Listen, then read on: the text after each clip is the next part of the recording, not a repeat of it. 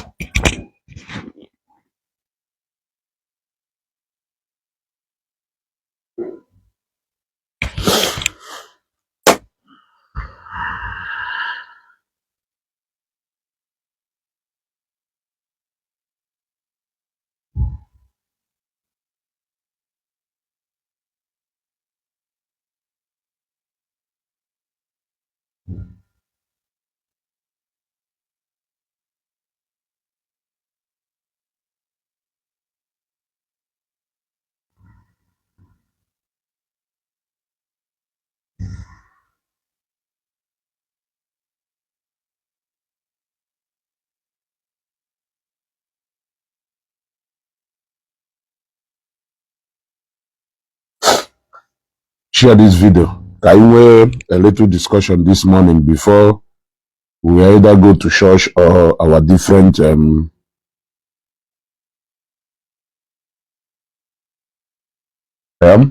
this video, click on like and love. Emana, my own is always to make sure that name will peaceful coexistence among our brothers. You understand? Even though no one ndị okenolu ha wụ ịda achọ ogo ọwụ na ka nwanne na nwanne na-anụ ọgụ ka ha wee nwee reason ha eji wee na-make a point. There are so many things I want to tell you people this morning, and then gwachakwa here ịchọ weta ịchọ ho ekweta na ebe efuru m ama afọ ihu mmadụ ịghọtago nna ha eme ndụ ha determine the ime that thing mma na mụ na chimu kwekọrịtara adama afọ ihu mmadụ. What is important is that I do something that appeals to my conscience. That is all. I made a video yesterday. Even now advise Arab money and samabest. Actually, I suppose we made a live broadcast that yesterday, but I'm on news EJ that yesterday. I'm on news EJ that yesterday. So, so a home live broadcast. You can we drop that video for control we post to, hoping that today can we can met weba. And if a drive womunji way but as that this program this early morning one. Although inbox on privately, I did not see much negative comment on the video I made, but some people private chat them when I see no zugo. Nefa wugone gumu now, my brothers and sisters, let me explain something to you people. You want to go? But first of all, let me tell you my encounter with samabest autos. I have encountered samabest autos once. Sometime, I believe now, encounter will help me to drive you to where I want to go. You want to go? Samabest autos. Yes. Now, sometime na March this year, somebody the message, I don't know, we can watch. Somebody the message about a car transaction. Nyana samabest email and the Ifekado involved in that transaction, Ojibo will end. We joy can made that business. Or we problem we count what time that business is wega. Or we will na business yeah can if I'm not mistaken, it should be within 2 months or so. Age we made that business or 2 months and we bought the guy we say let us stop counting about time now. Yes, because now 2 months and or 3 months. Let us ensure that now what is important is that ni with moto. And I don't know anything because I always tell people when we are going for peace resolution, do not expect that things must always go your own way. Do not expect that things must always go your own way. Because we can, with special arrangement, meet somewhere for the sake of peace. So we say, okay, now so what draw? I chef we samabest. Because we push and we send their numbers samabest or send their numbers samabest. In chef we samabest. Then, although after like maybe 2 days, or remind the one, then na Tuesday, 18th of March, 2025 this year, I sent this message to Bruce or samabest. Opikiho. Upon yebe 1322. Opikiho. Then we daily message we say, good day, sir. This is Ezugo Global TV. Please, sir, kindly get back to me. It's very important. Thanks. Then among a reply for that message, obviously.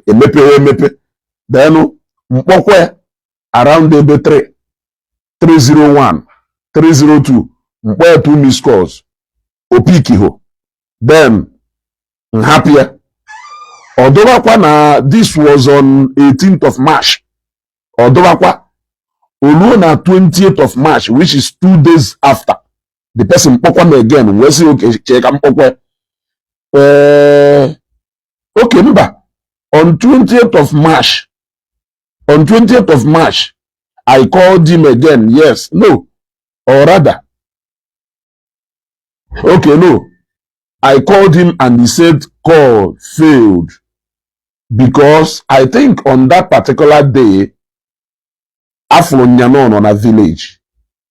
But if you na time njuwe na akpo call not to call now because all the Keneshanunje na page we fiziebe on a odelu something like samabest going back to Dubai. So I felt that on that particular 2 times in Polia, because now the call mark a red call fail or gahodaga no when go on his way back to Dubai. Then drop this voice note. Drop this voice note. Drop this voice note. Brother, good morning. Samabest. Always go Global TV. Eterungo message. Bokwana akporomo or ha connect yesterday or 2 days ago. We drop a message. Akpokwanam 2 times this morning. Orengesha Ode call failed because all the very important Namuna ye discuss. It is very, very important Namuna ye discuss about something, about a report, so that we discuss all Arabia we face social media or we face Facebook. All right, thank you. Then sending this voice note and this call failed on 20th of March. Then on Sunday, 23rd of March, Enwelemo housewarming party. Na somewhere with my dad. I remember. The moment when my dad step into that occasion, phone foka phone na ring. Nene phone or one samabest autos into we save number. I was samabest na apo. So more pose before next step down from rooftop bar ebaino na that occasion. Before next step down, call aha call to go, then we'll send the other voice note. The voice note, and if you have the voice note, we'll send that voice note to say, yeah, brother, I did with you. Now, I don't know that you called me, that my main number is calling here. They save your number. If you come online and return me. okay. Always no missing my call. No more than never. Oh, when I'm there online, more make or mal. Then I stepped out immediately. Then I called him. In Anyabefo, we spoke for 17 minutes. I called him. Then what the money we call about the case pattern jiwe na akwe. Owe se mo but on the guy ya was in gwam na nya na yes to go. We say na the guy ya was gwam na nya na yes to go. Or some na that guy set to go. Na that guy do na mote. We see okay. Just to confirm before gwam mo we see yoku. Ngaba through Jechowa number the guy because Adam may save a lot of numbers, otherwise a man of fool in Meju. And I'm a zackle every minute. And sometimes I pity these men. They have this direct business within the buy. I pity them, for God's sake. I will tell you the reason why in Juwele about this encounter. I may not be right. I may be right. I may be wrong. Or now I may not be right. Now, well, show the number the guy. Show by shot. Wherefore, number the guy. What the guy will say.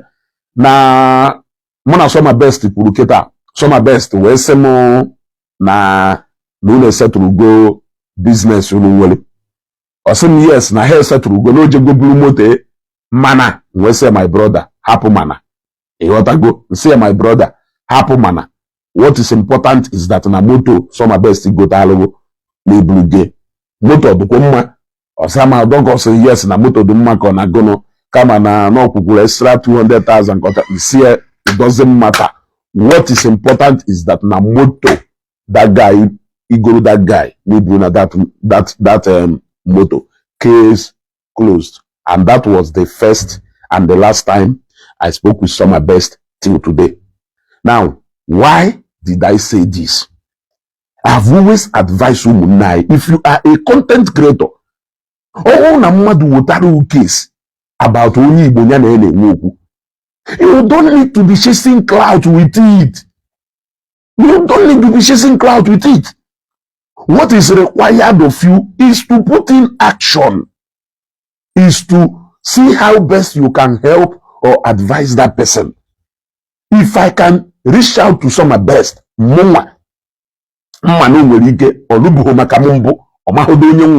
how much more this big content creators no go for a long time need a message if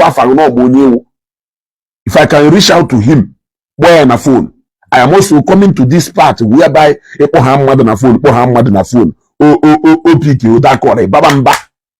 let me even take myself as an example.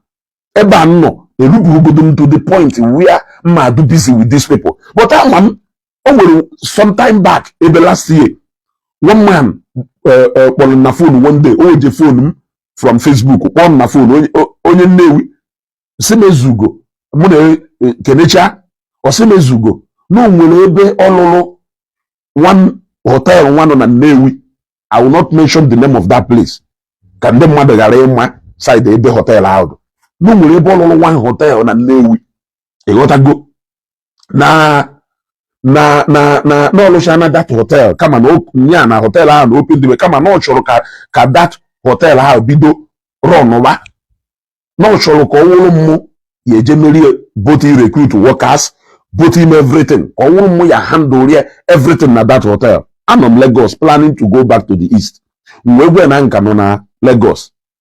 The man dekwa message ruko another door okpolum nene we free no okpogbo mugbolole since the first day muna ekulu mgbe call abialo nwa dika nwa ho osokwa mezugo how far ona ma ha ejezi ebi nwa nsi na akwado na mmeje odowa kwa lukwa one day again okpokwa me again mmekwa mfokwa na okpokwa na mugbolole since that day muna ekuchalo. He called me 3 times. If I wo, if ya wo na mu onye chọrọ se ego.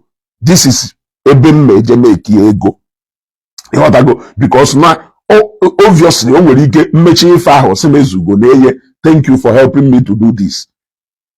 The man stopped calling.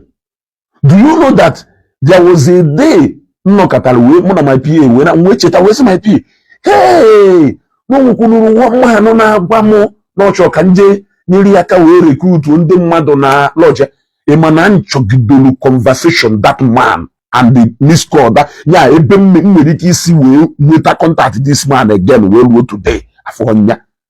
This is to show you ọnwụ na mụ nwere ike ịdụ busy with the phone to the point that na ụfọdụ ndị na-achatting for her or ego ihe sendere but ezugo send alone samples ụfọdụ ịkpọkwa after 1 week asị gị hey na mmese ndị kịta abakwa n'ife ọzọ ife awa ego enye bụ menye o ife awa ego aka ya enye m enye like ife awa ego ya awụ nnọrọ ozugbo acquiring that money immediately but time and engagement I attend to even where I will get money.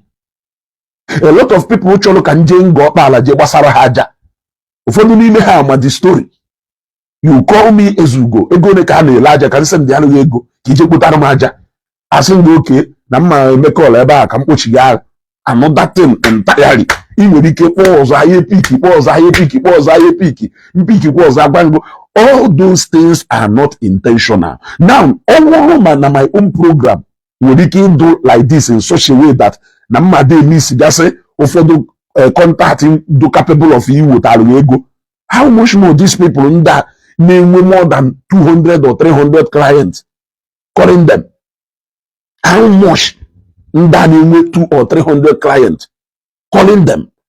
You see, this is why injuation if you need how gidi ọwụrụ na inwe problem na Facebook bulie bujelu ndị content creators aji controversy erinne. Their intentions and aim is not to solve that problem for you.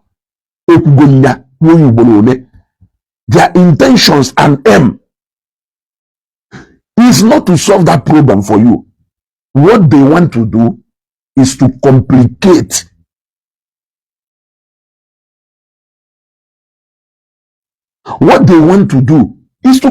that problem. Now I'm disappointed that now somebody in the caliber of Arab money and the samabest will get to the level of bringing their dirty linens to come and wash it out na social media.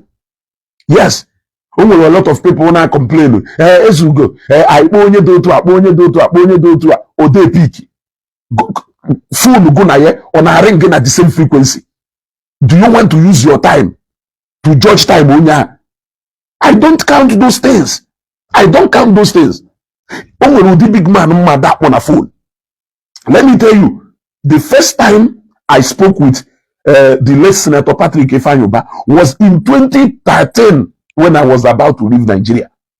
How did I do that? I collected his number from somebody. Yes, I collected this number from somebody. Onya wesen manamu kwakwe no ya do difficult kama na oboso no pick call mo marona from that day na mkpokwa na ofu call no ya pick and no pick that call no ya pom by name. No dey show encounter with people easily. Uwe kpowa Senator Ifeanyoba mma kpo aye pick. They message. Now where the reason in the chain fear, I reply. I called him for over 3 weeks. I did not pick offense. I did not do anything. I called him for over 3 weeks. One day, we pick a call. Listen, hello. Hello, you know, we that day. We just share that day. We name appointment. These people now do more busy. Their phone now do more busy. Nkemu na this eba nogodo. A lot of people now contact him even on Facebook. Imana mmepe chat yetua.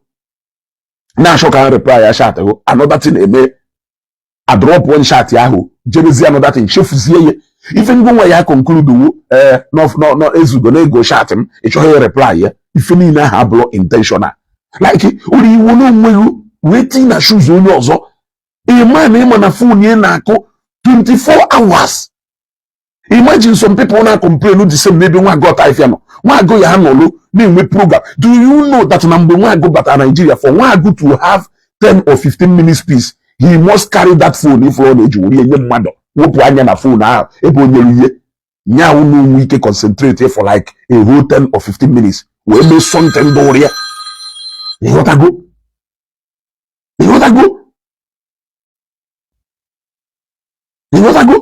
That is it. Now Ugochukwu Umenwa hapụ whether na omelu pride or no pride. You have your own personal life. Adrokuma. Yes. You will your own personal lifestyle. Adroma. Or because of no samabest. When they do rude by nation, when they arrogant by nation, all the very different from what we are talking about. You want to go? When will poor men who pride and arrogance in KNCC. You are all because of no a big man.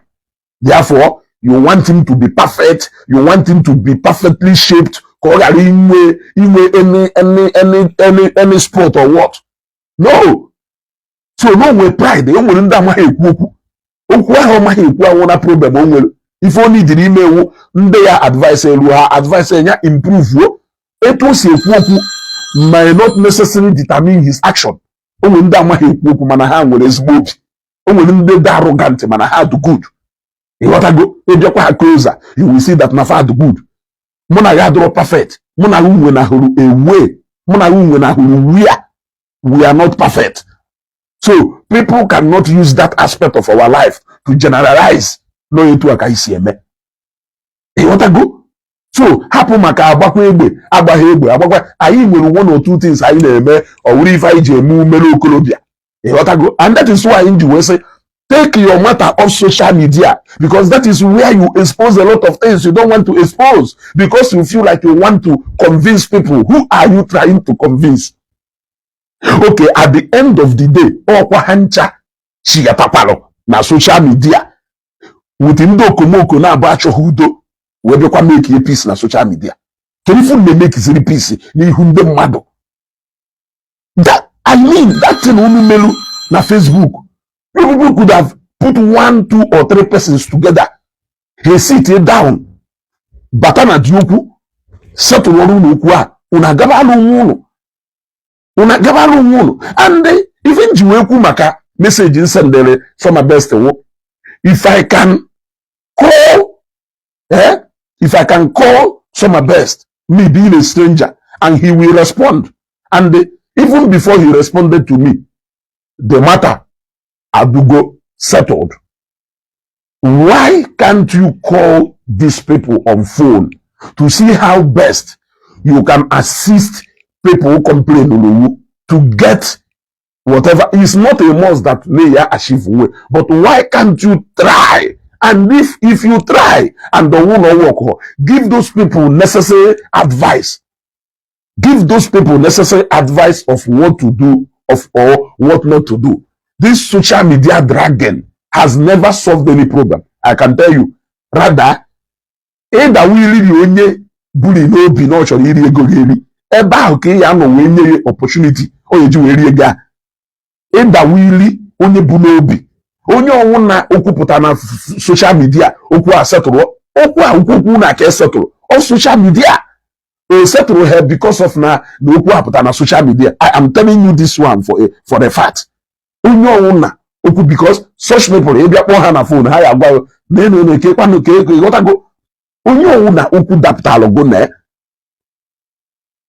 na social media willing and ready to settle with you. What I always find out is that ụfọdụ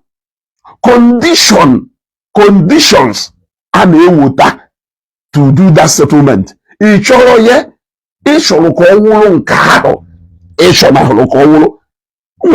2 people, one from Nnewi by, but not one go make you from Nnewi, from Wago. From Nnewi by about a car business again. I looked at the matter. Even Balunga Mona, Muma Wesugo. If I don't want a problem, and what I want is settlement between onya, kirife neja gado kasaraka ebeni na neja gado aka. And though ije gado aka aho, wonya melo na that matter aduboro settled. And they cannot gado that aka. You were requesting for a refund. Instead of requesting for a refund, why can't you go and carry moto batagola bata? Because na logic yaho ato around that moto. Epia moto aha nife moto no kita. Ikapeta moto aha ego asonye go no obodo iwo.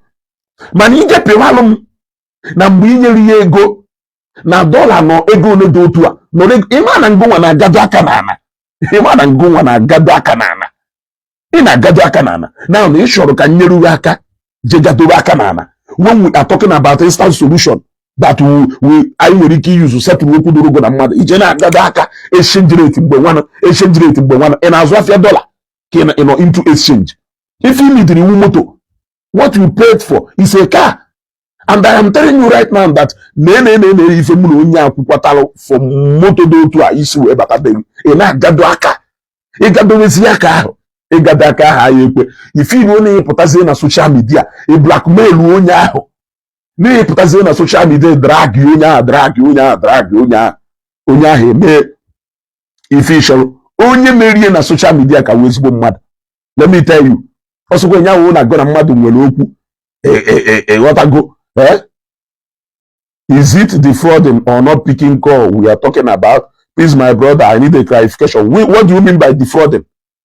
What do you mean by defrauding? No one and chalk and joke. You know, I don't want to get into business in Basaru samabest and Arab money. I want to tell you, I want to make sure I judge that month of money between if any na call now that's if can you tell me where there is anything like defrauding? What is defrauding there? I don't want to get into that matter. What is defrauding there? If I will prove them to between two people, we go if do to a so if do to you so. Yeah, it is a matter that amicably you can settle it between those people. Can you tell me where fraud? Can you be fraud this way better? Never hammer. Can you be fraud this way better? Never will. You want to go? If you buy in a mail, afu you will go. No way. Kamano na ye you put. Yeah. Kamano na ye you put. Yeah. Kamano na ye you put. If you know nya jeri ego nto seri ego. Uwe ha ka esi wee fu ofife asịrị ya no wonder o ji wee emezi nka na-eme nka ndị mmadụ a na-akọ ndị mmadụ a na-akọ ugbo ole ka igo na-adị ife from temu ọ ka igo na-adị ife from kelafa ụmụ online media na ndị otu ewetara ya ọwụla anọdata o wee wuru moto business. Look, let me tell you ka m gwazie gị ya gwa ka ị mara ya amarụ today. Today. Today. Moto ni na-ego Belgium moto. Aho brand new moto. Anyala anya. You should expect anything. Onwe Belgium moto yi ego buri esi Lagos ya na isi rute na Bini. I change your full suspension ya we change. You spend that 300,000 or 400,000. So, mo abia he bia ka data akụkọ. You want to go? Mo abia he bia ko nya akụkọ here. You want to go? I even Galeba is to see how these two brothers peace will a permanent peace. Then to advise you further. For you where you put on social media can the bloggers there will ye. Afago sorry. Go na one name Ijedozie. Arab Money is a very wonderful guy from all the video name from Emily Fenigal. He's a very wonderful guy. So afford him reason batalo or onya omeha broadcast ozugbo efunde blogger say ya da inbox here wagaji has was if hang on air with that cause problem between umunai na anu ogu eworie na cash out so nya we actually ide me you want to go so nya we actually ide me afro monye nke na-ekwu na akwụrụ ya ụgwọ o wee appear na housewarming party samabest keri fa yeju we kwụ ụgwọ iwe je na housewarming party onye ikporo ohi ịmụ na nna wewu ohi nne m ochie mgbe nne m ochie nọ ndụ nne m ochie si na nna wewu ohi o nwere ụfọdụ ife na-ememecha na social media mmekwemechi ọnụ apụta na-ekwu ịghọtago ọnụ ya ekwu so okwu aha na-asọ anya mmadụ ya ekwu for God's sake ma nne m ochie gwara na nna wewu ohi ịma na onye awụ onye ohi, ịma na onye awụ ekperima, ịma na onye ahụ ezigbo mmadụ, ị na-alụ ego wee je validate onye ahụ by using your presence. Not only feel na your presence to show value that people must have to pay before they can have you into validating occasional na ha na-eme. You collected money. What are you going there to do? To go and eat the rice that you have never eaten before? If you turn on social media and I brag, I was paid to come to that place. So and then reputation in a work on the maple shop. Ijebe anamaju ajuju. And then reputation in and then potentially in a bow no the maple shop. Ijebe the reputation in a bow no when me money make one go. Ijebe in the shoes, okay, this money I don't need it. This money I show mega we go lalo iwe onye ka njiwe na advice on ichekwa na ụfọdụ ndị content creators a na-edu edu. It is after the money. Ịnụkwulu ka ọ na-agba mbụ nke nwaanyị clearly that everything is all about money, because I don't need to do it free for you. It is money, and the money what they are interested in is money. Hapụzie maka ndị na-achọ fraud n'ife niile. Mmadụ na ibe enwe business where if I iburu na fraud n'obi, and that is why you cannot do any business beyond nke ị na-eme, because fraud it's also ife na-akụpụsị n'isi ụlọ from mmadụ obulu convoy ụlọ from mmadụ obulu convoy ụlọ bulu from mmadụ obulu gono ka ndị mmadụ na-agwaghị na onye a na-eme ọnala ego. Ịmakwu thousands of people na-agba moto. Let me tell you ka i wee marụkwo ife na-agwaghị. Thank you David Okori. Second hand motor is by law. O wee wuruzi ichi igo ihe nenedore mileage ma onye n'ife niile. Onwe onye goro moto tata. Let me tell you, onwe onye goro moto tata amụghị moto ọ na-ego. It's just that na igota moto ahụ ikekwe moto ahụ enyereghị nsogbu ịchọ ka ikori eko ga wuri ka dịla, because ife anyị do good n'ime n'ụwa awụ running away from our challenges. You will always want to shift it to another person. Ịchọghị moto na-enyeghị nsogbu na iwe go and buy a brand new car. Ọnọdụ ka onye full first grade ọkrịka, full second grade ọkrịka, jewe na third grade ọkrịka.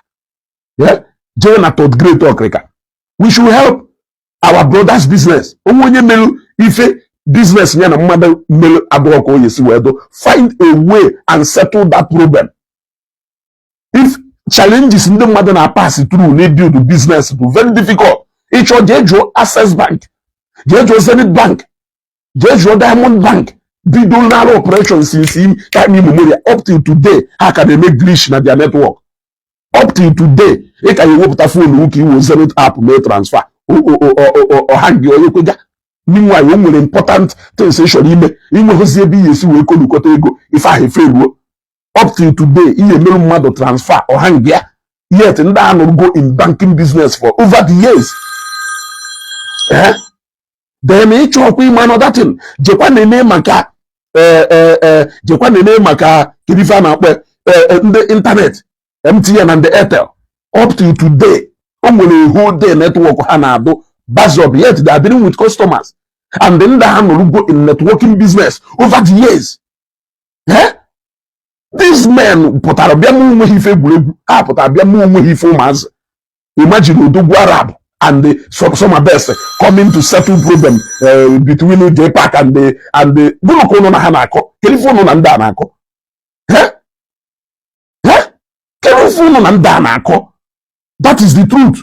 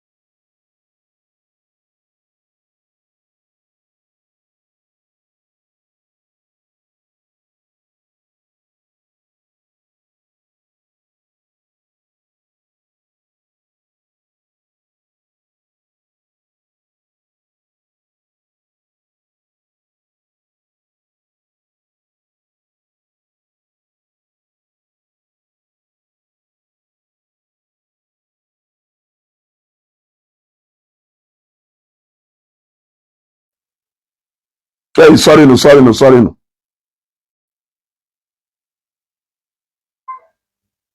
Hey, and all the kokote na muturo onwe mo. All the kokote na muturo onwe mo. Hey, all the kokote na muturo onwe himself. Hey, all the kokote na muturo onwe. But can you people hear me now? Can you people hear me now? Una na even neku now. I will sound now. I will sound now. I will sound now.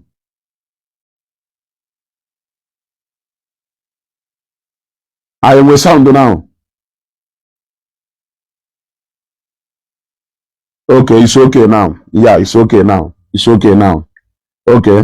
Onye send the request biko mma akpọbudo o ka mme background check on okwu a then mkpọbatazie onye chọrọ join o ka e were ike ka ị ghara ịkọt off from ife na-ekwu o. You see?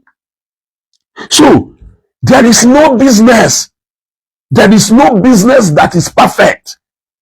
And motor business, motor business is a business you cannot generate motor in front of like I am being forced to go into this particular because if any man and for a second I thought maybe in ego Arab borrow samabest no where which is ebe je package or ko je gadaka which is n'ebe je package or ko je gadaka wuna na ka ọ mara nọ n'ọkụchabụ onye ụgwọ ahụ ka o wee mara na ego Arab ka samabest ji eme odogwu ebe ọ chọrọ ije gadaka. Arab money was honest enough also to tell him that no ọkụcha n'ụgwọ ahụ na ọkụchago data ụgwọ ọfụzie na onwe ha ebe ọ ya gadota aka ịjụkwa esie kere ife ịchọrọ ọsịwụ na ife ọchọbewere onwe ego nọ na samabest ya enye honestly from obie peacefully. If this is the problem kere ife Arab na samabest ji wee pụta na ihu akwụkwọ wee bịa mee one of the greatest mistake they will later regret because mgbe ahụ na ha ya regret mistake ya mana na atụ ga samabest ya regret nke Arab money ya regret nke go samabest ya regret ya Arab money ya regret ya ndị mmadụ ya eji ụfọdụ ife ha nọrọ na-arịrị ya samabest n'ọrụ ụfọdụ ya eji na-arị Arab money n'ọrụ also because unu pụtara bịa kwuo a lot of things unu suppose ikwu ka ndị mmadụ nọ. These things are meant to be for your own and mgbe na-enyekwu na advice so run away from this content creators na-claim ife ha awụghọ. Imagine ọ bụrụgodịrị na mmadụ kwụrụ ụgwọ as a content creator ka i wee grace occasion ya or ife ya apụta n'ihu akwụkwọ bịa na-ekwu where is the secrecy do attached to that business? Ọ bụrụ na mmadụ kwụrụ ụgwọ ka i wee grace occasion ya or ife ya apụta n'ihu akwụkwọ bịa na-ekwu so in subsequent occasions where people will see you so ndị mmadụ fụ ha ebe ahụ ha ebu n'obi o na ebe ha dị fa because of nation ebe na ebe maka na akwụrụ ụgwọ and that is ebe ha enweghị sense. But people keep buying their iberibe because that is where they want to use them. And that is the point I'm trying to make to them. People are not coming to you because na ha feel good. They come to you where necessary, where they know that they want to use you. That is where they will come and use you. What is these people giving you? Ego ne ka samabest kwụrụ wee bịa housewarming party unu oji over how many million well they paid me. They did not pay me 100. They did not pay me 200. They paid me money to be there. Who are you among the people who are there? It is a privilege and not only when you make sense for you to come closer to people. And the yes and that housewarming party, 1, 2, or 3 persons. You went there, you will 1, 2, or 3 contacts. You know, they paid me. What can you fish would they paid you? You wanted to go to that occasion. That's why they paid you. If you don't want to go, you tell them, please, I don't want to come. Now I have 1 million. I don't need your money. Now I don't need anything from you. Please, I don't want to come. Okay, I said, bravo. No, they paid me. They wanted me to come, but I did not come. But can you finish they paid me to be there. So every occasion I follow from tomorrow, we should assume that now you got to go. We should assume that now it will be there. You got to go. Oh, but we will see now bragging at Facebook. You don't have security. When you're not barana endorsement, actually not put that or call case where sign endorsement. Yeah, call case where me need it. When you're not a simple business of a meet and greet or potentially or call case where me call if any call gonya jwe si we send the message play no voice note.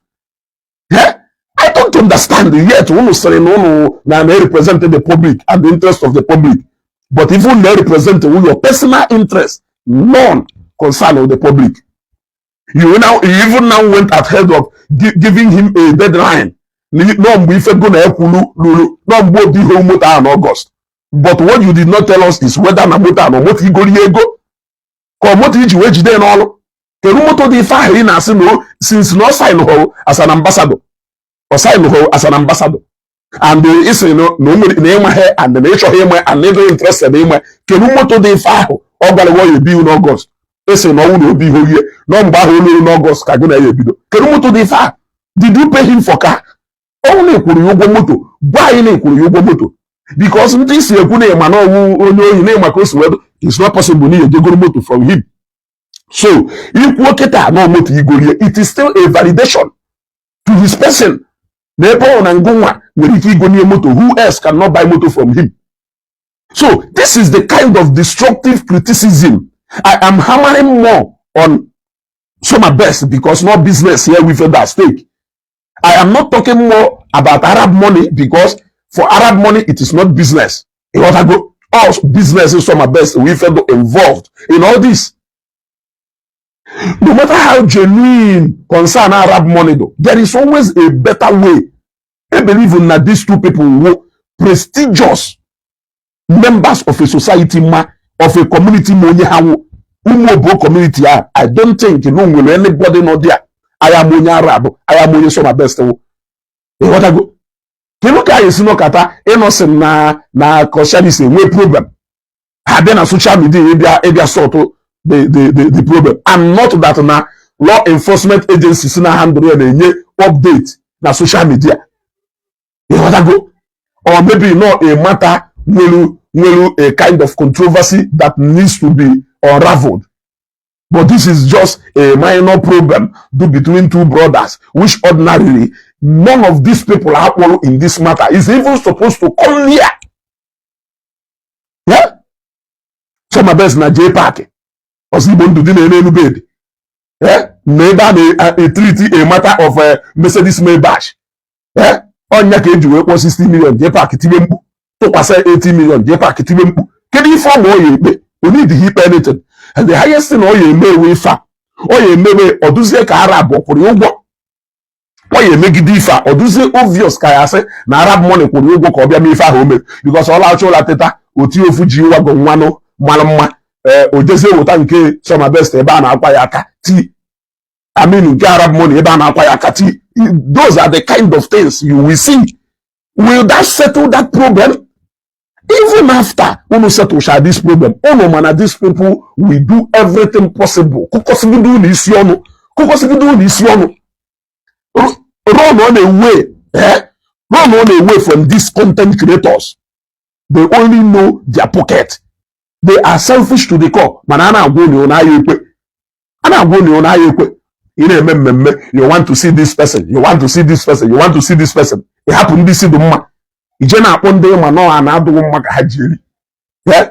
Na ya kita ke fuka haye su we mess what to call the whole issue. If I dey pay we pay moto. Go kwa moto odo homma. Why can't you go straight to the point? Why can't you go straight to the point?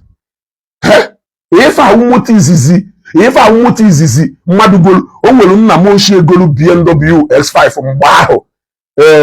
If I wo ebe early 2000 na moshi nwa nwanne my mom o we go that BMW o we bu that BMW we bu nate o we use we obi explain also o we use that BMW nwere mgbe olu that BMW nyebe so e we bu that BMW we do na azumoto we bu we je na one company na Port Harcourt mgbe ahụ na agwago mgbe ahụ na-agwa makwa ife na-eji over 1 million naira wee lu moto early 2001 2002 2003 makwa ife na-eji ego na wee lu moto mgbe ahụ o wee jee lụma moto ahụ lụwa moto ahụ lụchasịcha moto ahụ wee bunata moto ahụ na-ewu ekweghị ele moto ahụ ele wee ruo tata ọ ka na-anya moto ahụ wee ruo taa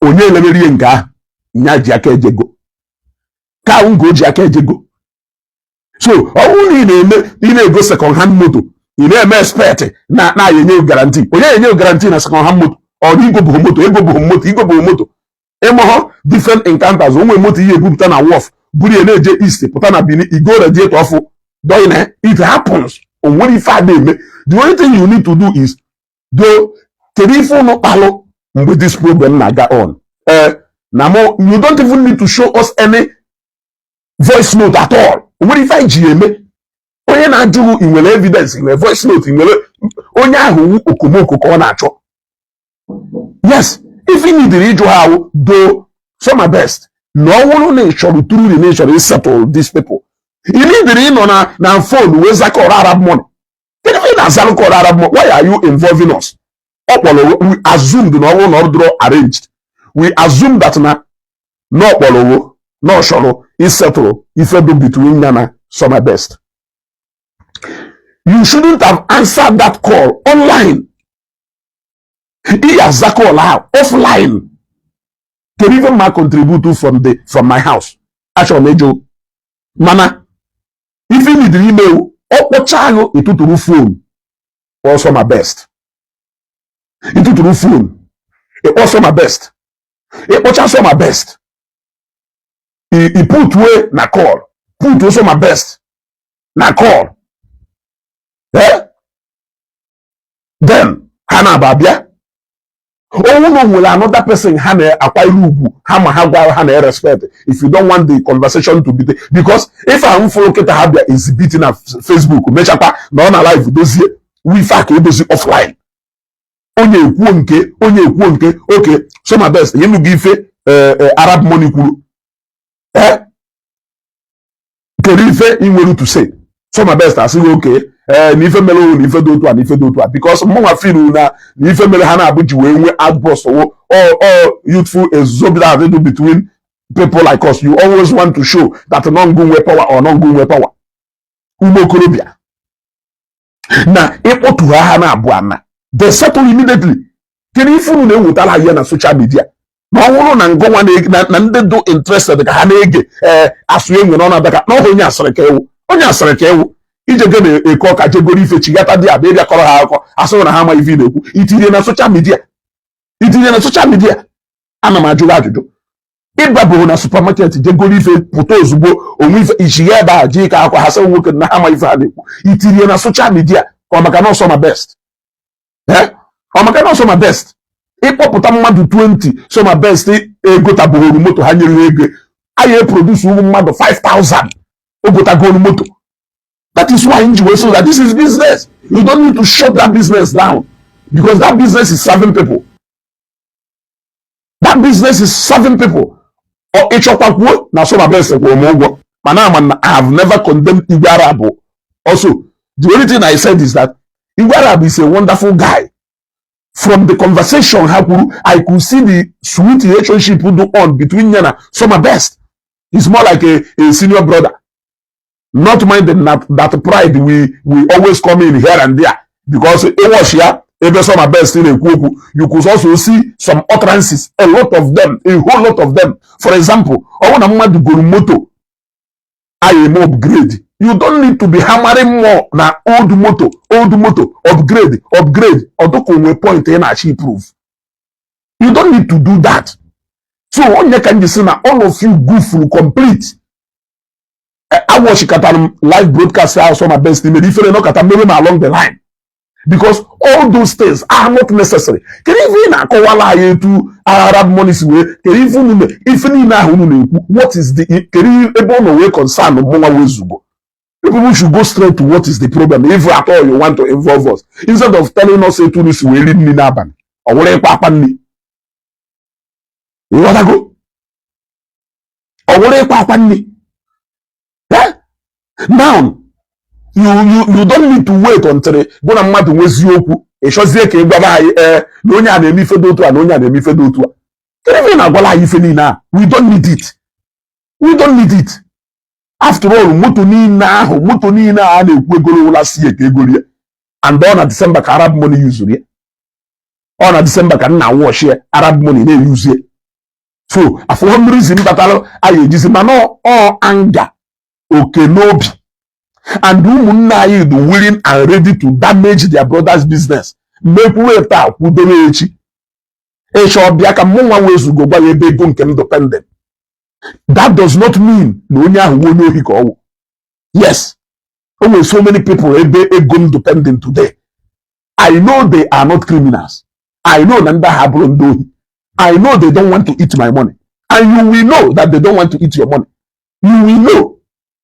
Yes, you will know they don't want to eat your money. What is important is that assurance that you know that this thing you do like this. If you need to complain to somebody, man. A complain to somebody, even a one way, maybe I like it. Sometimes you dey boom na Facebook una. Ụfọdụ ndị bloggers emege ka ọ dụka ya sị na social media a court ebe ya iwota ha okwu sapụrụ. So, ewetazi okwu ahụ. Ịnụ from onye na-achọzi ka efu ewe ayezi wee nwe peace. Onye nke wetara okwu ahụ anyị ekwe. Odukwu nwere ife ọchọ ka ime specifically iwojegodiri to police. Iwogodo okwu a woje police. Police will still not do what you are saying, you are asking them to do. Ha megodo onye ahụ arrest eventually, they will still use that person on bond. Unu ekperekwa ikpe setụrụkwa ikpe ahụ normally. Onwe any single thing police yeti into consideration, they will put it into consideration. Their aim should be ka okwu adu settled peacefully. Unu ejegodo court. Ebe aka court ya nọ wee kpere unu ikpe fụ na court tiri the best interest of two parties. N'ife a na-ekwu. So onye ọbụla gwara na ịkọlụọ mmadụ out atụghị ofu content creator na South East ga na social media ndị ọzọ ILM. Atụghị ofu content creator nga na social media mụ na ụnụ from South East. Other people will never learn. You people will never learn. You will never learn. Always looking for a way. He is on the mmadụ. I get no chat business in Oketa. I have for a lot of things. Yeah? Yeah? I get no chat business in Oketa. I have for a lot of things in related to if I had. Let's take for instance, Oketa na mmadụ kwere ụgwọ cement. Owe unu nwere ka udu mmiri zobe usually a na-ada enwewe scarcity na cement. Moto muziri ebe ha na-eje agba wee bata onye akpata na oge ahụ efu cement ọrụ ya tụ ebe 14,000 something. Yeah? Afụgo m ebe mmadụ kpere okay but okay ma kpọbata ndị mmadụ but ọwụ na ịbata ahịa ịghọtago. I want you to watch the software to use. Ịghọtago. I am use where on this program.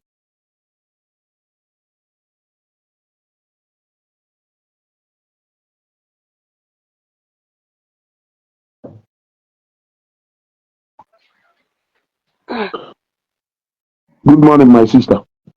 Goodbye. Good morning. Good morning. You are welcome. Hi. Oh my dear. Asem na samabest na Arab money na-eme bụ nzuzu kafa na ezuzu. And the Arab money man not just still bring that samabest down. That guy Magana life here, but where the left face is just a stomach for structure. It's just your gay culture.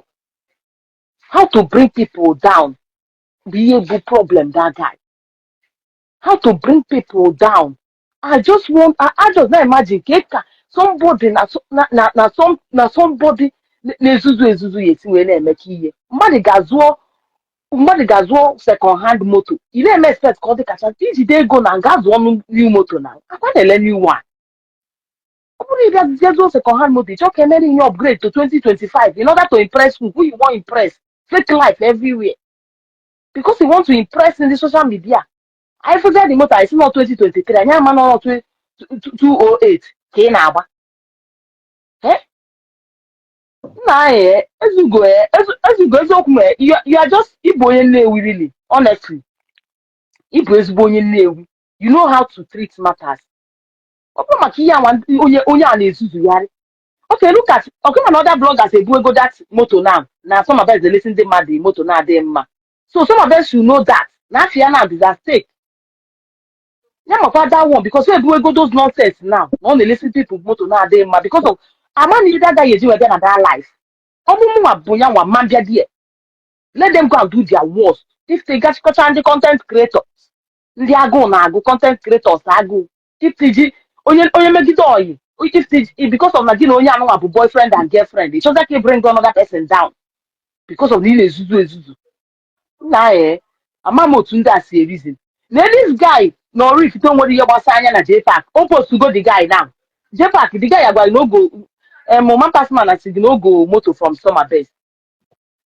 Agbobolos, you no go motor from Summer Best. Why are you bringing you only shin the mad na akoko why is your caution the mad on this guy? Get your caution the mad on. Put again it matter. It will and it don't matter self. All young pop knows that matter. And I not even come to Ramo. Now him go now him define the man. Yeah, that coffee yoji coffee yoji Jepa kina but ina momo ta dash ga dash. Ina konye ji ogodo na akala tingo nko ya ngo to promote e. Oburu egie. Man ina bank dash ga dash. Everything give, everything sinyegi because of ina chi ngeri. Afọ Ogechi ade enyezu na ego. Una abago no another Summer Best. Afọ Ogechi the cast yala. Ogechi don cast. All Summer Best is the new reigning trend. Ịhapụ ihe kwesịrị na-etrit ihe kwesịrị na-etrit ga na-eti ya na biznes ndị mmadụ ka bring ya that guy down that is their plan The only open follow in that oku is not about labor or ego. So I don't even know why AGO would have an issue of labor or ego. The only open flow there na mu go motor as a brother. Motor nwe problem. The problem we got motor na enwe. Now look how you see we settle this problem. Now by agreement between the two parties. And the man needs somebody from their village. No, they like now. Sarah one is okay. I settle this thing within you people. Even Summer Best in a make life okay. The fact is that now Hannah would decide that how wash what you did. Look, let me tell you, normal.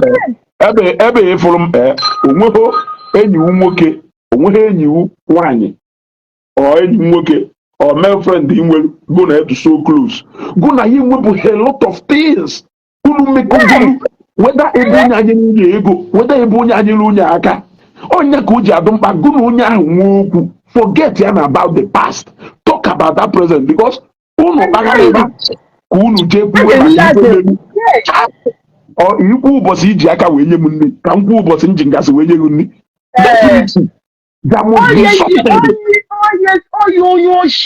Even do onye ọchọ what he destroy these two brothers what he destroy these two brothers mana fama raw what he destroy these two brothers ọ na-eme lụfe ezigbo ihe if you know say anyị nwabụ ndị na-eme onye isi ike ome nke nwa bụ na just look at that idiot just look at that idiot now can I have to use some kind of words why I just hate people that guy I feel to be mudika mmadụ dị izuzu ka that guy ichi settle two brothers ịwọchi ihe others na-ekwu others na-asị unu abọ bụ ụmụ nwanne go and settle it nna fia na their comment section you like won't carry the matter for head can when you go because you need money from this person, you need money from this person. How they can be interview? Gonna be interview, can interview who? Nkonye kwano. Nkonye. For gazu yari we bank fa some best will business ya one and gazu because even this thing if na e we go leakage because some best na you go have money na if you don't go importation motor. Ama me got this thing na say you don't go another kuru. You have to go na e go motor. Okay, ọ bụrụ na ị rabụ na nwanne gị go moto adịrọ mma onye ka ị ga-eji mara adịmat onye ọzọ ama m yọta the thing sisi ga-azụzi onye ọzọ moto si azụzi na your brother moto ọ dị mma.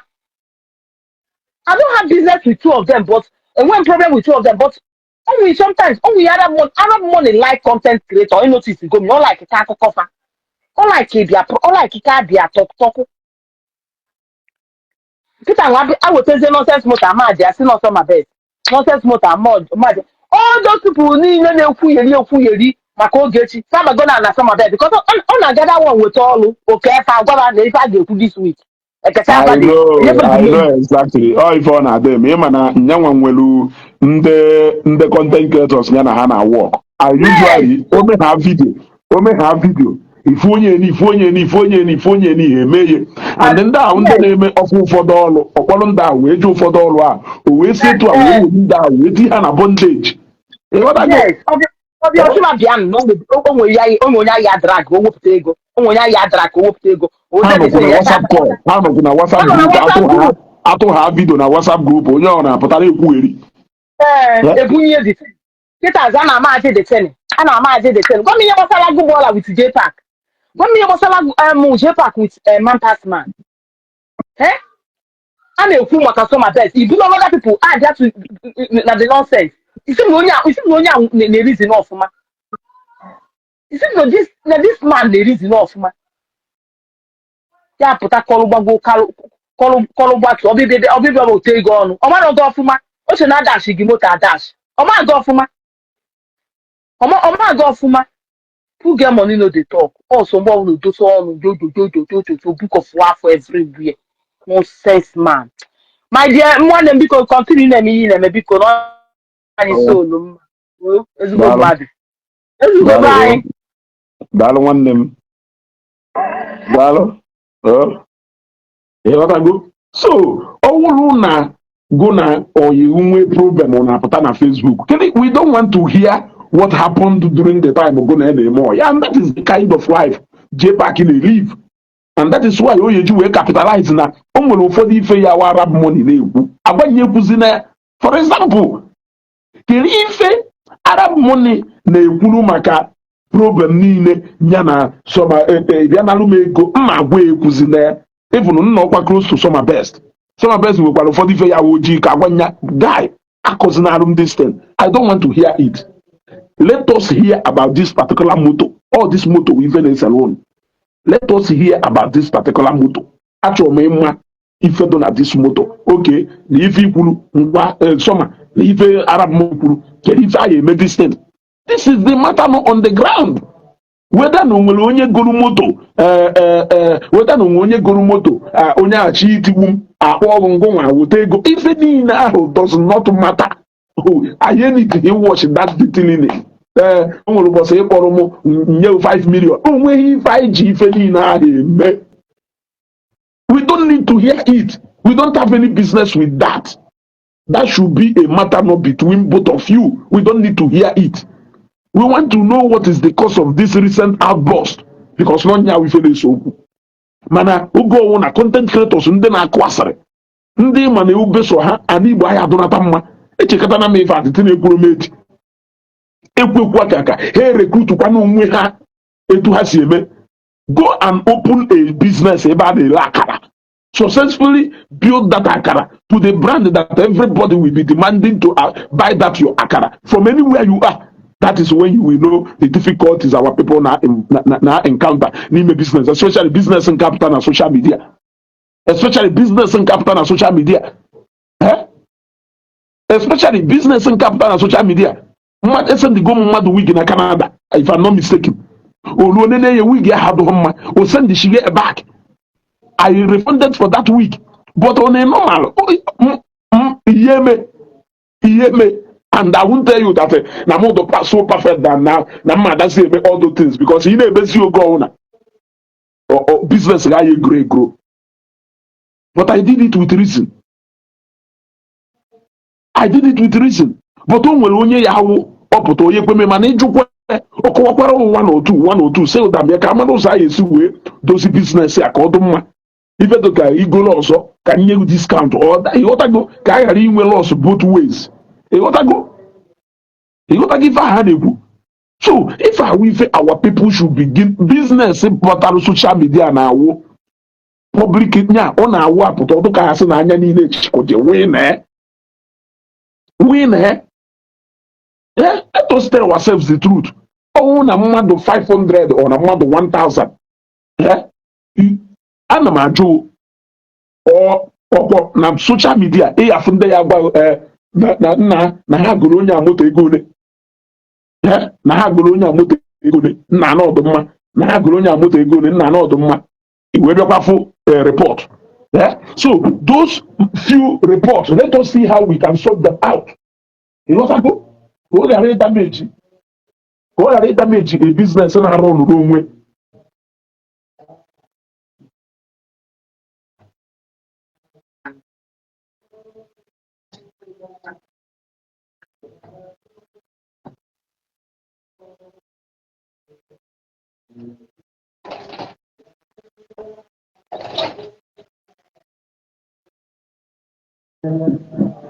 Chema na Nigeria ka anyị nọ. You got to go. So those reports I na-enwe here and there, let us see a way we can settle it. Ka ọ ghara ije maybe business nwanne anyị na-arụ ọnụ. Ka ọ ghara ije maybe business nwanne anyị na-arụ ọnụ. Ụdụrụ difficult ị na-egwu ejeghị ime ife ndị mmadụ ya agwaghị na-asọpọtụ onye ohi ngụ nwa na onwe elu asị ka enyocha ụbọchị anyị gekịta anyị afụkwa anastandị ndụ sọnwụ fụkwarisi mkpatara iji wee na standing ahụ jụ na ya awụgha ya awụgha because onye ọwụ na-awụ angel onye ọwụ na-awụ sent okwu anyị eji nwayọ setụrụ na social media eje dọkọsịa ya ịpụta ise ndị niile go n'ala onye amoto a na-akọmpen kpọtaziere m mmadụ 30 gogolo onye amoto atọfụ m over mmadụ 2000 or 3000 gogolo moto anyị wee mara because we have to throw in a balance whether na onye ahụ ọ na-pretend there omume eme or normal omume. The fact is what we look at. When we look at the percentage, we say okay, the percentage in the problem to minimal, we can handle it. Ebe ọ na-ada awụwa problem ebe ya wapụta asịgo na ụzọ mmadụ 1000 nyere onye ego ka o gotara ha moto n'ọsọ mmadụ 3 or 4 ka o gotara na moto. Ị mara na ife awụ clear case of fraud network ka onye a na-arụ ọnụ.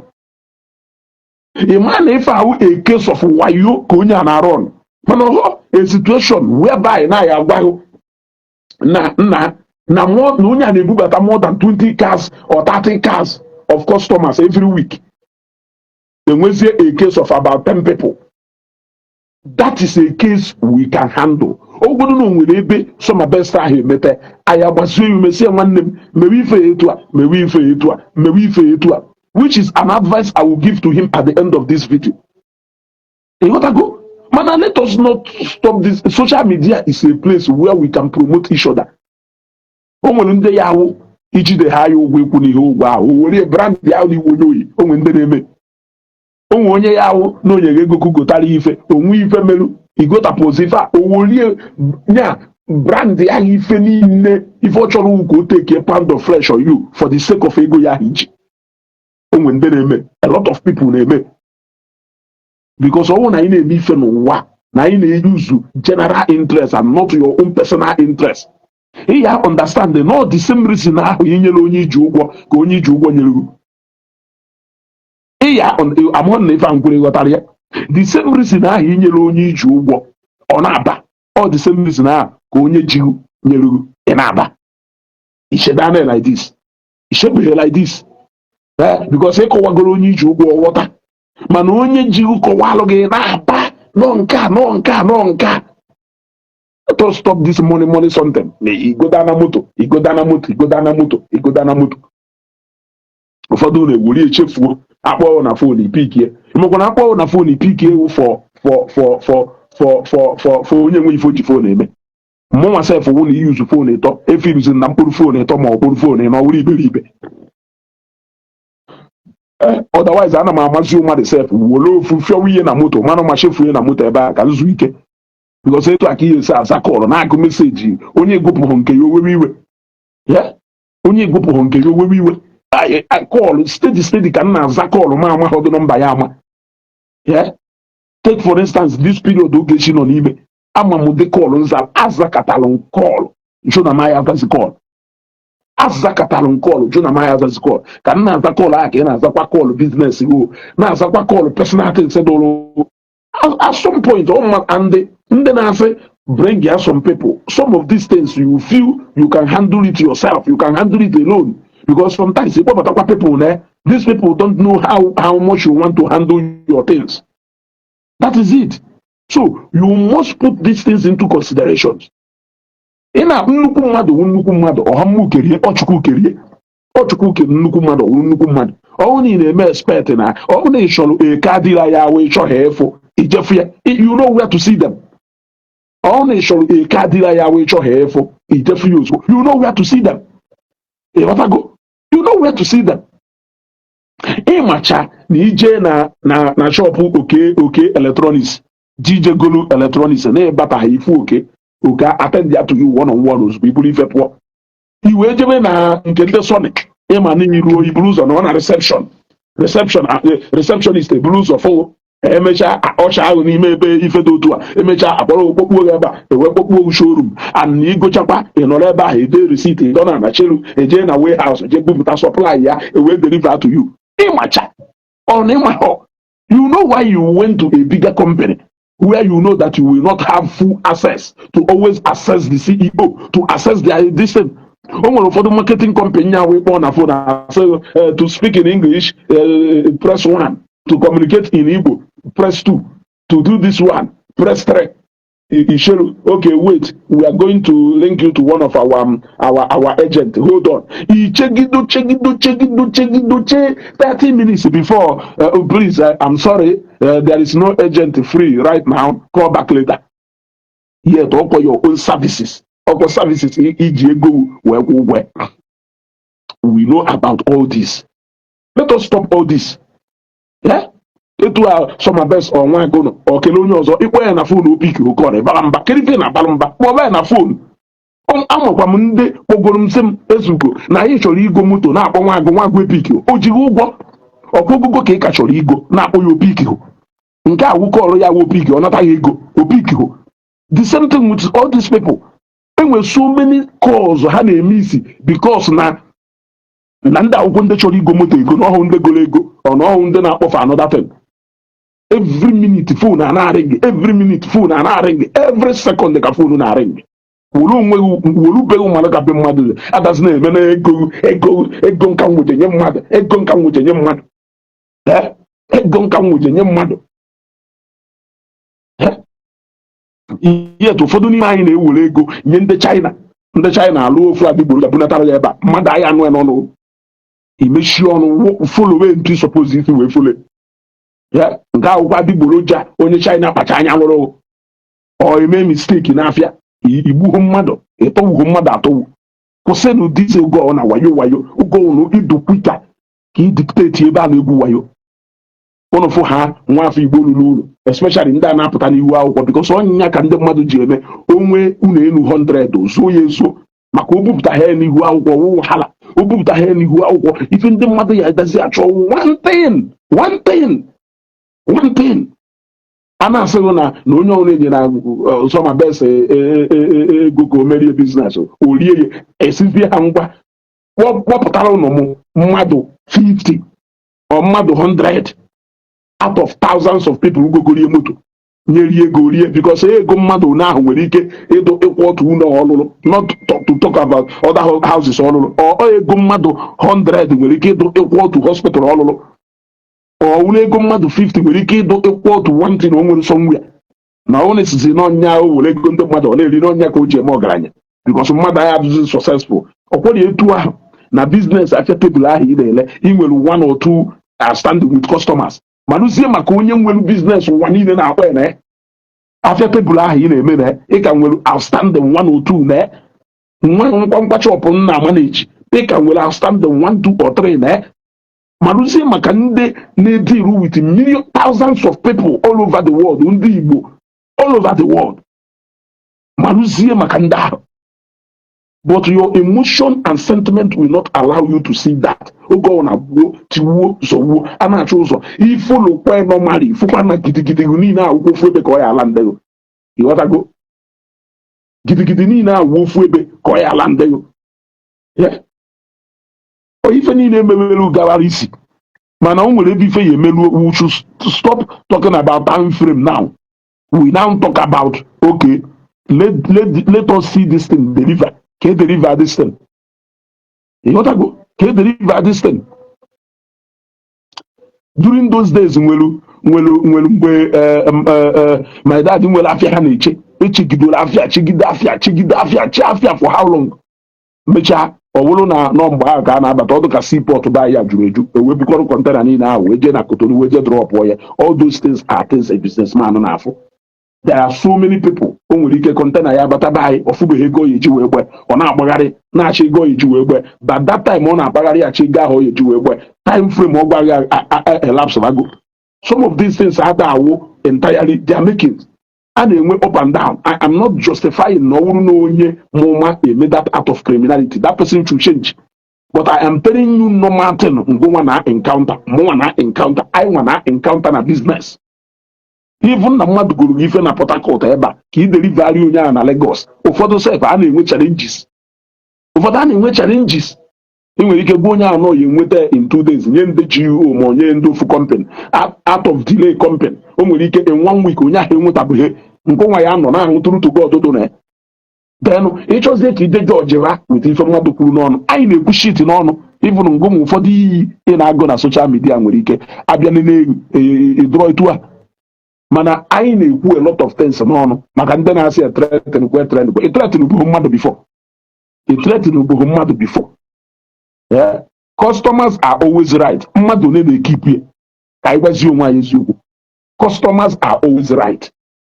Yeah. Is the highest principle na business people na observe. So also ndị na observe people who are mostly not dealing direct with the customer and yet o nwere ike ndị ahụ employ ka ha na-eme nwere ike na-eferukwa na that ever maka onwe customer nwere ike gwakọta nchiche gwakọta ife ido first imeghe pụọ n'ụwa ya. Ọ na-eme and ịma so customers are always right. Onye ya wepụta customers customer ifosokwa ogu kwụnawa elu na-emo n'ebe ndu ifosokwa ogu na-emo n'ebe ndu mmadụ nwere ndị ya ahụ imekata emekata ọ gbaghịsị ha sị ka ọ gwa n'ọkwụrụ mmadụ bụ onye ị na-agba ịghọtago. So it happens. In conclusion, igwe Arab money goofed. Samabest goofuziri nya because I watched them live broadcasting Samabest. Indonesia how do nya o nwere ebe nne n'elu orie drop wo. O nwere ebe nne n'elu orie drop wo nya. I wish no nwere ka mmesi wee kụọ ya aka see a guy kwụsị this broadcast ị na-eme. Yes, the same thing with igwe Arab money. Wolu ife ndị bloggers ya eji wee feed for the next God knows how long wori ejenyefa they will now start kwụsị na ide bring the business ụmụnne anyị down iluo na-eke ọka. There are so many businesses programs so between traders ka na-eke ọka asụ afịa na table mana shop a na-asọtụ ya ọhụ nwe nwanne anyị pụtara na social media ama na-anụ afa ya anụ ụ na-achọ ka unu wuo business ya because of 1, 2, 3 or if that can be settled, that can be handled. No one handle it effectively. Okay, kịta ha na-abụdozie n'alụ. What of all those things ha kwugoro? Ọkwa ha edozigo yesterday ntu ice wee kwu mana aka ntetara ụra n'ụtụtụ a kafu joke jee back imelu with that G-Wagon and it will continue. People will always extract from that saga were ihe na-eme video ịghọtago and ha mekatakwa ha emekwa ofu nke ya enweghị iwe ese nwaanyị onye a ji wee mee ndị mmadụ wee mara ife dị etu a ekwugide elu to the point of ikwu agba egbe. All these things are things we don't care to know and you should learn it.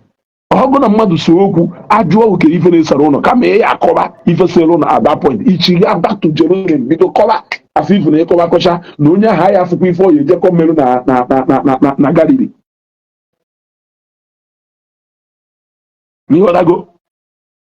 Conclusively, I will also tell Samabest to guide himself very well. Okay? manage your business well. You gotta go. All no will lapses is where do see how you can control that lapses. All no will lapses is where do see where you can control that lapses. But I don't just like the idea of our brothers always coming to Facebook to come. I can say it even I can say it. You gotta go. It has always been my stand. A changeable from it. Now there's now watch 30 minutes in the by house outside here on social media. You gotta go. Ọnụ pụta na-abịa ka ikpe ikpe ji wagon n'ikpe enwemego ji wagon na ọka ikpe ikpe Mercedes Maybach na Rolls Royce enwemego Rolls Royce ka enwemego Mercedes Maybach ọgwụgodo na onwe ndị ya ekpere ụlọ ikpe ahụ mụkọ jee pak ka wagaji n'elu wagaji na-ekpe ikpe millions of naira onyezie wagaji kot ọ nọ na social media ọ na-agbari samabest okwu ntụ osi wee na-agwa because enweocha respect enweo respect enweo value but ife ha dugodu wu na ịbịa narụghị ego bịa narụghị ife nwere ha na-arụcha ha ahịa go na ha agwụrụ ọgba ozugbo. That is the reason mkpata ji pak eji wee nwego ọtọ ebe ọnọdụ nọ na ọ na-agwa akọsa ya n'okwu mana oge ya na-ebidoro mara ọfụ ọsasa ka ọ na-aza and akpacha ha anya samabest ụsasa aminu wagaji ụsasa ka ọ na-aza samabest. The moment ọ ya enwekwu ya apụta they will lose that respect go na ha ahala ozugbo mejọ immediately. The same thing with ndị a niile ha na-azakwa sasa Arab money a na-azakwa sasa kịta echi niile kwa kịta onwekwu ofufe go na emerụ ọsịghị ọkwara ya anụ ọfịa ahụ na-eji ego odumodo ji go na ya hala immediately. The way a man ha si disrespect people is so alarming. Now unu nwanwu ndị big man pụtara na na allow these guys ha na-get into you na-emesi unu up making mess of you guys. Unu a na-ekweta no respect, no boundary, no business secret. Endorsement and content creator are supposed to inwe secret ya surround business engagement do mmadụ kwụọ ụgwọ ka i wee bịa na mmemme ya ebịa gba ndị mmadụ na-akwụrụ ụgwọ. So onye chi niile si o nwezie ọgọ ọzọ na-eme ife afụzielu na nke eburu n'obi na akwụkwa na ya ụgwọ after all o jere ebe akwụkwa na ya ụgwọ kedu ife unu jide ife niile aha na isi samabest kele aba ya wagaji ekwuo emume vidio na m kwuru na m enwete anything to do with your brand again. Yọba m ka m bịakwa wụrụkwa igwe Arab money wee kpọọ m kedu ife unu na-ekwuru ife niile ahụ ibu na-ekwuru ife niile ahụ does it matter? Does it matter? Ife na ahụ ka ewuri ya wee na ya nwụzụ yet ụfọdụ abịakwa na akpụkpọ ụnụ even Ngoma at the point that your drive to go and use that person because of how controversial or the will market your business. At the end of the day, it will still tell on you.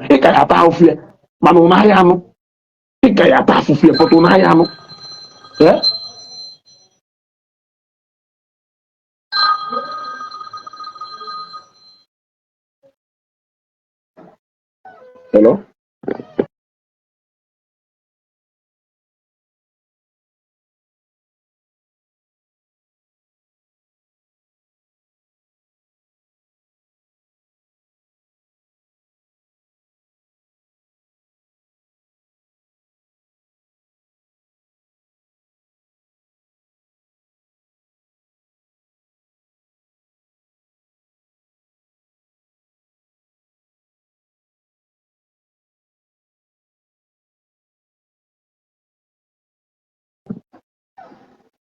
Unaye jenene ndị dụka apa ama ha jee nene ndị dụka apa ama ha ka unu fụ ka those guys si emere onwe ha content ha you hardly see them have problem with anybody. Onwe brand ha na-represent ha represent gido brand ahụ ife gasa you won't even hear their voice. Ha na-akpụrụ onwe ha onye ahụ akwụghị ụgwọ ka ị bịa gbuo brand ya ife ọ kwụrụ ụgwọ ka ị bịa promote onye ọwụ na ịma na at the end of the day na ịchọzi ide promote ya ịhapụkwa onye ahụ jewara onwe hapụkwa onye ahụ etu isi wee fịa don't damage that brand because na onye ahụ akwụghị ụgwọ ka ị bịa damage brand ya ife ọ kwụrụ ụgwọ ka ị bịa nyere ya aka grow brand ya. So if at the end of the day you don't want to be part of that business again, exit yourself in peace. Onwe personal okwu ọzọ gụrụ onye ahụ nwere go direct to okwu a. Don't go and start bringing water complaint agadi water complaint. Ịma mmadụ na-enye ndị mmadụ complaints about you. You gotta go. ịma mmadụ one na-enye people complain about you onye kpọrọ onwe a content creator ya eji wee kpalụ bọtụrụ Heineken n'aka pụta na social media ịṅụwa nkwụ nwụcha nkwụ pụta na social media na-akụghịrị ndị mmadụ a na-akọrọ ya aka na-asịrị na ịwa yon lady ịkara aka ị na-egbu onwe gị ife nwa na-ese na ịkpọrọ brand ị na-egbu chenọ mmadụ ka ị na-eme ọkwụrụ onwe gị ka ị na-egbu everything I do is money. Oh, I will still run a program with regard to this. Believe ụfọdụ ndị content creators at your own risk because ha narughị ego pụta ha na-ekwugheri mana anyị nwa na-ekwu eziokwu ka ya asị na anyị nwa ka a na-akwụ ụgwọ but ha nwa bịa ụfọdụ n'ime ha peji ha do monetize are doing whatever thing they are doing for the traffic just to get money from Facebook. Ngụnwa nọrọ ebe a na-akọrọ ha aka ride on ebe a na-akọrọ ha aka ride on ụfọdụ n'ime ha wụrụ akwụ ọha ụgwọ ha nara ego akwụrụ ha tii n'akpa pụtazie na-ekwugheri okwucha taa echi niile ọ pụtakwa onwekwa shem ịpụtakwa echi niile kwugharịkwa n'ife ahụ o kwuru bifo ọ pụtakwa echi niile okwugharịkwa what of people ọ bụrụ na ebe ahụ wee ebe do capable of damage mmadụ what of people you lead go in there how are you going to lead them out ọ bụrụ ebe ahụ enwe money commitment ụfọdụ ndị kpọkpụrụ ebe ahụ akọmit golo ego how are they going to disengage from there you don't care ịkpọrọkwana ha kụje ha another place ịkpọrọkwana ha road ha esorokwa pọpị ka ndị amaghị ife sorokwa jewekwa the next place ị na-eje meanwhile they are the people who are getting the money ngụnwa ha ewerezi ụbụrụ wee na-akpa ego because they always know that na ha sịgụ na ebe a ka ha you are always willing to join them iso wee nara ego enyere ha what of ndị niile fụrụ ya mgbe ahụ o jee na nke samabest na ha na-asị hey iron lady hey nna anyị dụkwa connected nna ifukwelu niile ebe a ị ya ama na connected ahụ ọdụgwụ ụgwọ ka akwụrụ ya ị ya ama na nọdụchara so cheap that you can pay her and bring her to anywhere nchọgodo akwụkwọ onye ụgwọ tụọ ebe ahụ ntụ Nnewi ọland ya nchọ kịta akwụkwọ onye ụgwọ si ya bịa Nnewi bịa na-agbagharị bịa na-efegharị ike dem ọ bịa gbagharị ya fegharị ike na my house. Does that show integrity? The real integrity is since he picture guru since n'inwere so many esi n'inwere so many not one not two not three with samabest ihe to na-emepe unu na December kpọkwa ya ijekwa ịnarụkwa ego even n'elu outstanding go na-enwe but ịma na-enwere so many fans na-efulu ya wa ha ube ha sị hey na madam na onye atụkwuru mma ka anyị gorie moto ịmacha yet ịnala ego tii na akpa jee ebe ahụ jegodo rie ego akwụrụ not 100 not 200 not 300,000 irie ye wee mislead your fans epụtazie tata ya na-agwa anyị na mgbe ọgọ soro godoro ebe ihe moto ahụ igoro ya ego ka moto ahụ ebi igu na ebe ihu moto imechi ọnụ na-akpụo mana ebe ihe moto ịpụtakwuwe na saga na ihe abụọ 2 weeks efere ya ụmụ okoko anọrọ na-asị ride on ride on ride on so ebe ihu moto imechi ọnụ na-akpụo eziokwu niile ekwu ihe kwụzie ebe ihu moto ife niile samabest na-eme awụrụ perfect na-akpụzie ihe kwụzi okwu mana ebe ihe moto ịpụta expose ife ọ na-eme ngụnwa onye na-efuru ndị mmadụ onye enweghị brain nwee sense inwero sense mana iche na inwe sense. Watch their body language, watch their mouth. They are explaining to you quietly who they are. You are so blind and deaf that they don't know. Mota ugoro ye go. Nya ebize ye mota na August. Ndị niile kwụrụ 40 million, 80 million to moto n'aka samabest. Ndị ahụ wefuzie ego ha bye bye because of maybe ike moto ha na-abụkwuru. Yet it's na ha shoot onye na natural connection ya na onwe natural endorsement ya. Kedu ife that moto is for what exactly? N'inwe video call n'inwe ego o moto igorie kedu ka isi wee get the moto? How are you able to trust him when you know that not trustworthy? Kedu moto dị fa ya wee bi ikwu okwu na August ruo hapụnụ nda wee ọnụ unu ya ekwe and ọwụrụ na ịkawu nnukwu ọga ịka ma anọ ife chọrọ onwe ike ọwụ na like saga ma ọ na like to controversial. You want to gain fame if that is the reason. Because I can through page so to go Arab money wee fụ na no indeed onye kwuru okwu mgbe ọ batara ebe a mbụ nneọma ọ na-like taa ịnọ wuti ndekọ o nwere ike ọwụrụ na ịchọsikwa oke controversial by that I don't blame you. O nwere ike ọwụrụ ife chọrọ ime mana ife ngwara ụnụ wụ na in conclusion unu messed up. Arab money, you messed up. Samabest, you messed up. Samabest, you even said a lot of things that you are not supposed to say. You don't need to have seven. Again, go to here. You cannot go with deliver. You don't need to hammer more on old motors. This is the reason why those things could have been avoided. Because maybe choose but not at the end of the day, can you realize and you don't need for all that. You wouldn't need for all that. You don't even need. Who are you trying to prove? If you never right, of what benefit to come to you? Arab money won't you bone, only bone. Oh no, when you don't suppose to reprove. If on the bone, not to me, more when you know. I may not even see you anytime soon. So can even actually prove by you people coming out to wash your dirty linens outside. Today, actually move ife onye ekpesara ife ka o mee peace ọ nọkwa ebe a na-ekpesara that and say I will also call on the other person. And indeed, when the live program was set up, he came on board. What it means is that no one is a call Arab money offline, also my best offline, here and a conference call offline, you people could have still achieved the same result. Manoke we be built into the Facebook, which is we more necessary nonsense about I'm not China. JBD lip of puff. And say what for me lip of puff work. I will go to the name with them. I think at this point may end this broadcast ever. You ought to go. Go bust a mala him. You ought to go. On a man last show that the two spirit is way leading. Abianku. You ought to go. God